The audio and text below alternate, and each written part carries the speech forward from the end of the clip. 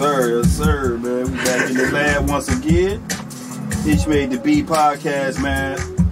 I'm in here with my boy RIOTONE. We back in this building again, man, for the new year. Man, for real, man. And so, you know, today, right, the first, man, it's my pop's birthday. This dude comes in the door. First thing he says, it's his pop's birthday. So I got a tripped out story I'm going to tell y'all to start this off, right? So one day in life, right, I'm from a broken home, right? So I don't know who the fuck my mama is, right? I finds my mama, right? Dig this shit, right? I finds them, go to their crib, right? It was her daughter, right? I'm in there. Somebody ring the bell. And guess who? It's Riot. That's how I meet Riot. You know what I'm saying? Not even how I met him, though. My boy D Nilla, you know what I'm saying? He used to always be like, you know, how I be producing. She's like, man, Riot, your uncle and shit. He used to always say that. I'd be like, I don't know who you talking about. So, and then just randomly, that's how I meet bro. I see bro over there at the crib over there. That shit was crazy. But then, he come in here and say, man, it's my pop's birthday. He don't even know it's my pop's birthday, man. Shout out to Pops, man. Right, shout out to old man. For real, man. Rest in paradise, Pops. And for real, bro, that's crazy as hell. You probably my uncle, man. Oh, man, that's... Oh, wait a minute, man. What's your pop's name? That nigga name David, man. David, my dad. No, hell nah. You can't make this shit up, man. My brother, uncle, nigga. You know what I'm saying? Well, I'm saying. Crazy, though. Man, that's crazy as hell, man. So what's good, bro? Everything good? Man, 2004. New day. 24. New day, new week, new month, new year. Oh, all man. at the same damn time. Right back at it, man. Right back at it, man. Yeah. Yes, sir. So I want to ask you first off about, I heard you was telling me about your journey and you stopped drinking. And I wanted to know, like, because I remember when I used to hear the name Riot, I used to hear drinking, you know, side by side with it. So just give me your thoughts on what you think about that. For people that knew me for that shit, you know what I'm saying? Like, everybody knew I made music. Everybody knew I had a dope squad, the whole shit. But the drinking kind of outshined what I was doing. You know what I'm saying? And it became a problem, you know, because after, you know, you grew up in that shit. You know what I'm saying? Like, coming from the projects, it was 40 ounces and... Right. You know what I'm saying, growing up, and it just kind of followed me all my life and shit. And then I got an addictive personality, so it's just something I never let up off of. And it was just, basically it was some bullshit. Because it took me a long time to realize I was addicted to it. You know what I'm saying? Because alcoholism is real, bro. Right. You know what I'm saying? It's just like being on drugs. I don't know what drugs like because I ain't never been on no hard ass drugs and shit. But from what I understand, you always chasing that high. Yeah. And you don't want to get sick when you don't fuck with it. So you got to keep doing it to maintain that or chase that high or not get sick. Same thing with alcohol. You chasing that damn drunk ass feeling, and then when you don't get drunk, here come the headaches and the hangover, and your bubble guts, and you're throwing up, and you trying to get right. So you chill for a few days. You think you all good. Yeah, I'm finna go to the store and grab me a drink. I'm straight. I'm back to normal now. I can drink some more. And I just caught myself doing that shit everywhere I go. Seemed like I needed a drink. Every time people come around to come to the studio, drink. Right. And subconsciously, in the back of my head, I knew it was bullshit and I knew I was fucking up. But on the outside, I just kept doing this shit. It was just, that's what it was. And then you get to a point, you realize ain't nobody having fun with the shit but you. Right. You ain't doing shit but getting on everybody's fucking nerves and pissing people off and making a bad situation worse, because you the only time getting fucked up is halfway decent is when everybody else fucked up too. If you the only motherfucker fucked up and everybody sober, you the idiot in the room. But you don't give a fuck because you drunk and you just on one. You know what I'm saying? Right. And I know that for a fact because when I'm sober and motherfuckers around me drunk, they get on my damn nerves. And motherfuckers be like, that's you, bro. That's how your ass be. You know what I'm saying? And then I realized it was hindering what I was doing. Musically, I was actually kind of still going crazy on the beats because I get fucked up. But it was fucking me up on the studio too. I'll pass out in the studio right in the middle of sessions or be just belligerent. If a motherfucker ain't doing their verse right, I just say any old reckless thing that's like, man, that shit garbage, blah, blah, blah. Just pissing niggas off. Even if I'm trying to come from a genuine place, like, man, you could do this better, something. My approach was always on some sloppy drunk shit. Right. And then everywhere I go, it was right ass wall or here this nigga go, you know. And I had to break that stigma. I'm still a work in progress because motherfuckers still don't know that I really quit and gave that shit up. Right. You know, so yeah, it was fucked up. Yeah, that's a good thing, man. It's motivational, man. I believe it's a lot of people that need to like give up certain things, like slow down. Like, look, check it out. I tell anybody anytime, it's pointless. It's one thing to have a drink or something, whatever and shit. But at the end of the day, if that's your way of saying you doing something or you living it up, even females, I see all on Instagram, they always gotta take a picture at the bar with a hookah and shit. It's like, bitch, you ain't lit, you alcoholic, you drunk all the time. Every time you on fucking Instagram, you drinking. And you really think you doing something on fucking taking pictures and boomerang videos? They always got some fucking drinks, or they got a bottle of some fucking Don Julio or something. They gotta take a picture with the Patron. Like, that shit ain't fair. I ain't impressed, bitch. You drunk. You a drunk. You know what I'm saying? So my point is this. At the end of the day, and I learned the hard way, that shit is pointless. Why do motherfuckers need to be drunk? I had to learn the hard way. Like, what's the purpose of being slapped like that? Like, for real, bro. I had to learn the hard way, bro. I smoking cigarettes, man. That shit was like hard, bro. Bro, I just stopped cold turkey one day and never went back. But one of the reasons I stopped is because I had looked at how much money I was spending. Yeah, real shit. I'm like, I don't want to buy no fake pack of squares, so I got to go to the gas station. Bro, I got to get the $20 pack. You know what I'm saying? Yeah. So this 2 times $40 a day. But, man, I'm like, damn, I just spent a lot of money on these motherfucking cigarettes. Yeah. I'm smoking these bitches back to back. So, I just woke up one day and that shit tasted like the nastiest shit I ever tasted in my life. And that was it. Man, I hope I get that, bro, because those squares, that's my only little fuck up right now. Them damn squares, bro. That shit, man. All this shit, man. They be dropping this shit off on the aisles, man. We just be eating it up. And, you know, even with that, like, just what you think about, as far as you think it's certain things that, you said certain things hinders certain progresses or movements. Bro, anything you doing to affect your body and your mind and your you know, anything that gets you high, drunk is gonna affect you in anything you do. I don't give a fuck if you think you a functioning motherfucker or not. Right. Eventually, you gonna be fucked up, bro. And I like I say, bro, I was constantly doing that shit. I was constantly drinking. I had a few dollars. You know, you could say I was functioning, I kept a job and shit, but nigga, I was getting wasted, like, and then it was affecting me physically, bro. You know what I'm saying? Right. I'm losing weight and I'm looking all fucked up and it's like I just had to have that shit. I was literally bad off that shit because I was drinking for years. I'm talking about back when the shit was supposedly cool. I come from the St. Ives, you know, era and shit. When Boys in the Hood came out and everybody had a 40. Right. I started then and shit. You know what I'm saying? I think it was some of that marketing that shit. Some of that shit. Yes, bro. They marketed that shit to the motherfucking hood. I'm dead smack in the hood and I was doing what everybody else was doing, bro. Point blank, period. And then I was there brushing the Jutel with all my niggas and that's all we did. You know what I'm saying? Yeah, I know. I woke up one day as a shorty and it was a bag of weed and a Philly blunt under my pillow. I don't even know how I got there. You know what I'm saying? I just woke up, that shit was there. You know what I'm saying? That's what it was. I don't know why. How?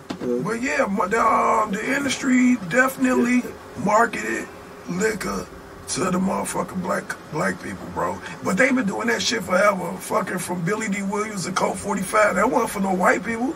They was telling black people, Code 45, nigga, get you some. Them motherfucking night train, nigga. They had commercials for that shit. They sure did. MD 2020. So they been doing marketing liquor to the black community since forever. But then when hip hop came in and they knew that was the dominant thing in entertainment. Right. Come on, Ice Cube. Come on. People, you know what fucked me up? It was motherfuckers like Wu-Tang Clan doing St. Ass commercial. I'm like, I thought they was God Body and shit. What the fuck is this? Man. Even Ice Cube, I'm like, he went Farrakhan or something. The way he was kind of pro-black or something. Yeah. This nigga was doing. See, that just goes to show everybody could be bald, bro. Did I think it was a sellout move? Yeah.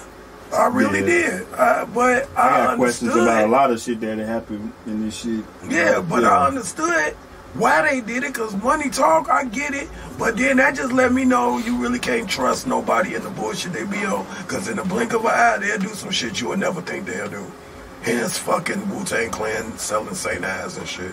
Like Dirty Bastard, maybe I could see that. But not fucking like Method Man and RZA, you know, like, RZA, like y'all don't put y'all name. Like Nas even said on one of his documentaries, he was in the limo and was on the phone, and he was like, man, these motherfuckers from Budweiser, Coors, trying to get me to do some shit with them, man. I ain't finna promote no fucking beer. Like, he was in that thing, like, I ain't doing it, nigga. They try to get me to promote beer, nigga. Who I'm promoting it to? Who listen to me the most? Mm-hmm. You know, I ain't finna tell the motherfuckers to drink this shit. You know what I'm saying?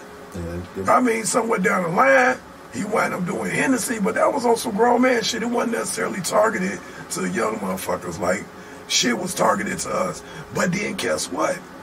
It's the same shit going on now. They still targeting liquor, but now it was drill music. Target this death to motherfuckers. Let everybody be pissed and let's put all the money behind it. Like, this is the thing to be about now. Because when the industry co-signs shit, us consumers think it's the thing to do, because it gotta be if these people put millions of dollars behind it. So the same way they put millions of dollars behind campaigning Ciroc, which we all drink, and fucking Hennessy and all this shit called St. Ives, they did it with motherfucking the drill music, which is really some shit that was really going on in the streets. Right. That people was getting killed behind.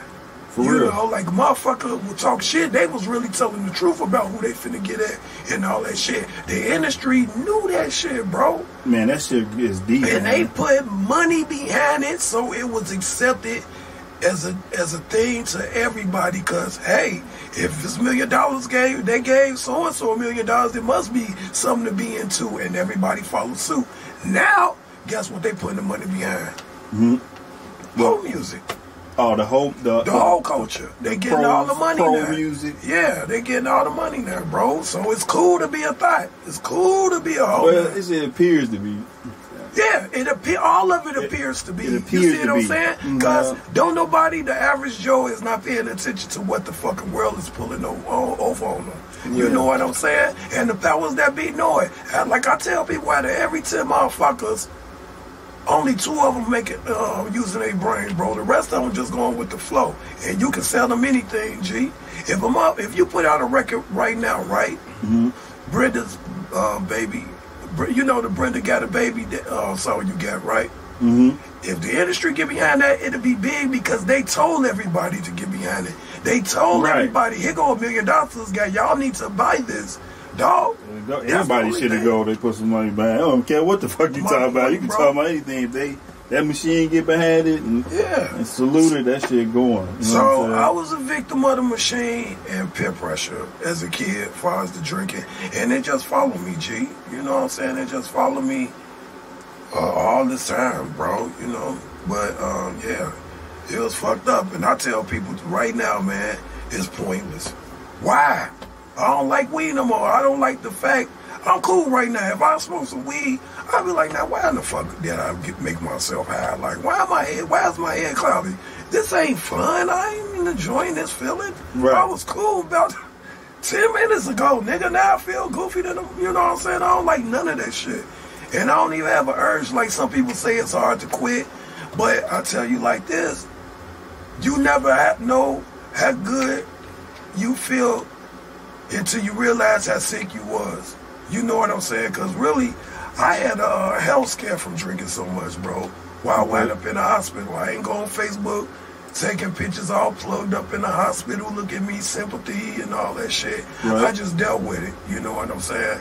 And when I got out, I felt great. And I ain't felt that good in years. And I was like, damn, I was really about to die.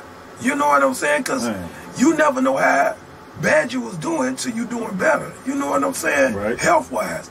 And that alone said, I don't want to feel fucked up no more, number one. Right. And then and then just period, I just ain't had a taste for that shit because I'm like, I'm cool now that I'm sober and I feel good.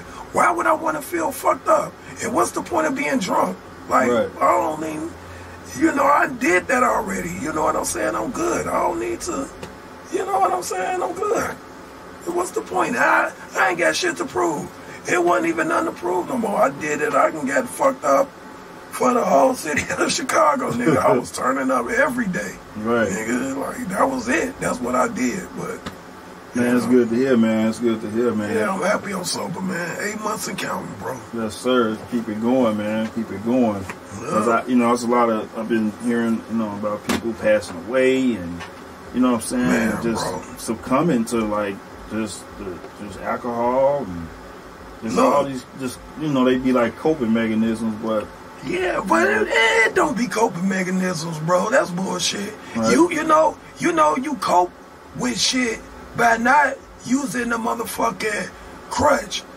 You know what I'm saying? That's how you really deal with shit. That's weak if you use that fucking alcohol and drugs as a motherfucking coping mechanism. Some people weak like that to do that shit. I wasn't using it for a coping mechanism because I really ain't had no issues with shit. I ain't depressed. Motherfucking life ain't bad. I mean, you know, I ain't rich. You know what I'm saying? Okay, but do that mean I need to just lose it and give up on life and get drunk and I know? Right. You know what I'm saying? All that shit was silly, bro. But real talk, drinking did take out a lot of people. It's not on paper, that's what it was. Yeah. But I know, cause especially with my guys, because I was drinking and getting fucked up with them. Right. You know what I'm saying? So if they ain't get shot up, motherfucking, or hurt and died that way or something, and they died, like just on some other shit, I'm guaranteeing you, nigga, drinking had a lot to do with it. Like, man, I ain't just, you know, rest in peace to my man T.Y., bro. That was my bro. But me and that motherfucker used to get towed down.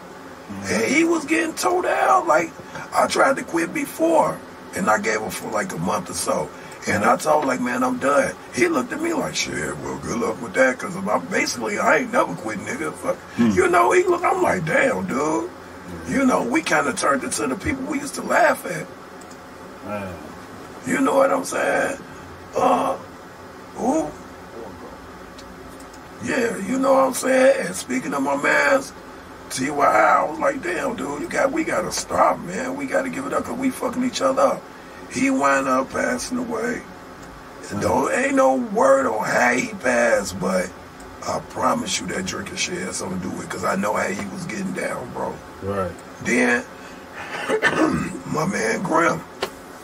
Grim. Rest in peace, Grim. Rest in peace, Grim, bro. That was my motherfucking alcoholic buddy. Me and the nigga used to drink and get into it all the time. And I ain't the only one. He was known for getting drunk and he a violent drunk. He want to fight. Even if he don't mean and shit, he just an ignorant nigga. You know what I'm saying? He used to be an ignorant drinker and shit. But that was my boy. I used to do it. Me and that nigga used to get drunk all the time. I used to look forward to the ignorance because I was ignorant too. You know what I'm saying? So, you know, birds of a feather and shit. But it wasn't on paper. I'm not sure. I heard some things. But I promise you, liquor had something to do with it, bro. Man.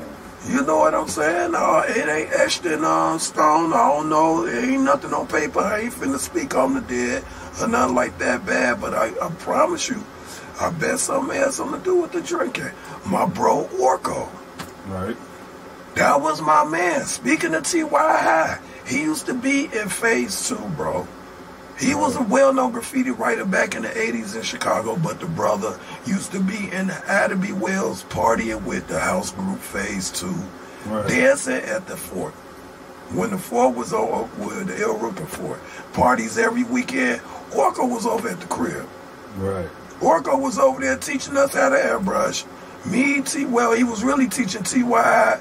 and Slick Rick, my man Screen, that's T.Y. Nephew or uncle, something like that. But all of us kind of grew up together. Orko was right there with us. Now, Orko wasn't drinking as far as I knew back then. But then, as we got older and shit, Orko was still kicking it with T.Y. T.Y. a heavy drinker. Now I'm realizing Orko a fucking heavy drinker. And I ain't realized how bad Orko was, bro. But he was drinking real bad. We go somewhere, they're like, man, they just had to take Orko home. I was at one spot, Orko pull up, everybody get out the car. I'm like, where Orko at? They're like, man, he's sitting in the car. Go to the car like, yo, he in the car knocked out. I'm like, bro, come on, dog. Yeah, man. You know, so ain't nothing on paper. Don't nobody know how he passed away, bro. But if he ain't get hurt, I guarantee you that drinking and that getting fucked up had something to do with it, dog. Yeah, man. Yeah, so I had to quit, man. And there's more than that. I'm just talking about people that I know people know, you know, so to speak, bro. But, yeah, man, I had to give up. I was next, bro. If not before. My lady was saying, I was waiting on you. You was next, bro. I was getting ready for you to go ahead about your business. I knew you was finna die. Cause you was over the top, right? You know what I'm saying? Even all my friends like, nigga, we can't even fuck with you no more, nigga. You cussing us out in the studio, and we'll be recording. You don't want to mix the shit down cause you slap. You ain't listening to nobody and shit and tripping, dude. Right. And then I call myself sneaking shit because niggas like don't drink at the session. Here I go dipping to the bathroom. I'm like, how the fuck I'm sneaking around in my own house just to drink? You know what I'm saying? Like, what the fuck wrong with me, bro? Right. I was real bad, and it was sad, man. And I